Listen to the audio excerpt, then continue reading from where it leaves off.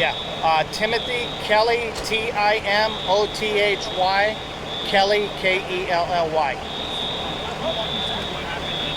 Yeah, okay, at about 10:35 this morning, the fire department, Los Angeles Fire Department, was called to 5420 Harold Way for a report of structure fire.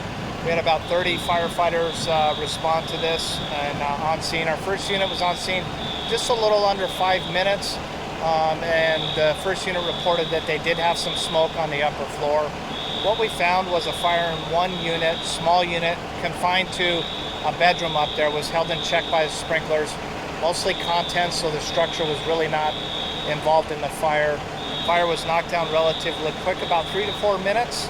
And then the fire department did an active search to make sure nobody in the building in the unit was affected, and we're happy to report that nobody was injured inside the unit or inside the building there. Fire department is working now to clean up the apartment. We had quite a bit of water on the floor from the sprinkler, so fire department's cleaning that up and working to restore the fire protection system here. A sprinkler was activated, so we're assisting the maintenance personnel here to restore the sprinkler system. And then our preliminary investigation was pointing to an electrical component that looked like it had overheated next to the bed there. At the time of the fire, the tenant was out of the occupancy there, so returned to find that there was a fire in his unit. And again, like I said, it was mostly just content fire there. No firefighters were injured battling the fire here, and then no tenants in the building. So has any tenants been displaced, or? Okay, so the right now there was quite a bit of water damage to the floor, so the fire department is assisting maintenance cleaning it up.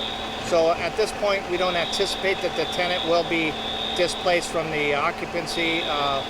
The maintenance personnel is calling some restoration companies in, so it is at this time believed that the tenant will be able to reoccupy that. But in the event that that is not the case, the fire department will make assistance for housing if that's needed for the tenant. Now, we did see a firefighter being treated. Can you talk about that? Pardon me? We did see a firefighter being treated. Okay.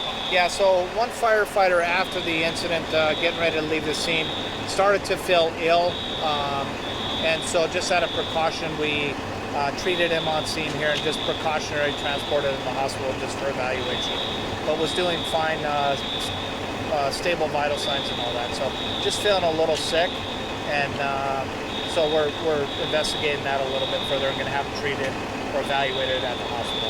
So no physical injury? No physical injury, just illness.